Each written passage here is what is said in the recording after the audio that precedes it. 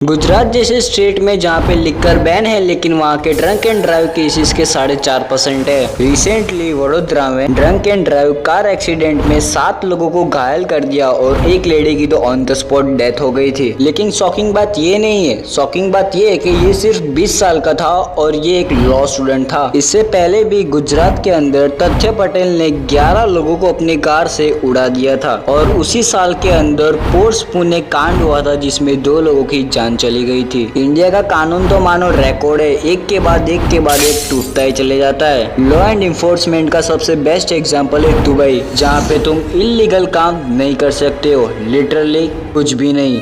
Dothra accident case, the Porsche case, 2 young.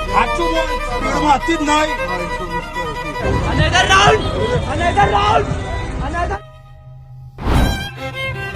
India में जब भी कोई बड़ा क्राइम होता है तो उसकी कवरेज न्यूज चैनल्स पे सबसे पहले आएगी, लेकिन ठीक 2 दिन बाद ये न्यूज आएगी कि राहुल गांधी ने आज तक इलेक्शन क्यों नहीं जीता। पर लेकिन जिन मासूम लोगों की इन एक्सीडेंट्स में जान जाती है उनके घर वालों से जाकर एक बार तुम पूछ के देखो कि उनपे क्या बीतती होगी, क्योंकि इंडिया के कानून के बारे में कोई कुछ नहीं बोल सकता है। कोई 300 पेज का ऐसे लिख के भाग जाता है तो कोई 11 लोगों की जान लेके सिटअप्स करवाई जाती है उससे, और कोई तो न्यूज रिपोर्टर उससे इंटरव्यू लेते हैं कि आपने ऐसा क्यों किया, जैसे कि मान लो इन्हें कोई बड़ा काम कर लिया हो। आजकल इंडिया के कानून की इमेज इतनी खराब हो गई है कि अगर कोई भी बंदा क्राइम करता है तो उसे यही लगता है कि वो पुलिस वाले को रिश्वत दे के छूटी जाएगा, फिर भले ने उसने कितने लोगों का खून ही क्यों ना किया हो। जब तक इनके पैसे मुंह में ठूस ठूस के भरे जाते हैं तब तक ये लोग झूठ ही बोलेंगे। खैर झूठ तो इन लोगों ने भी बोला था। बैटिंग गेम्स जिनका काम यही है कि तुम्हारे सेविंग्स खाली करके अपनी जेबें भर देते हैं, और जब भी क्रिकेट का कोई छोटा से छोटा बड़ा से बड़ा मैच होता है तब तक ये सट्टा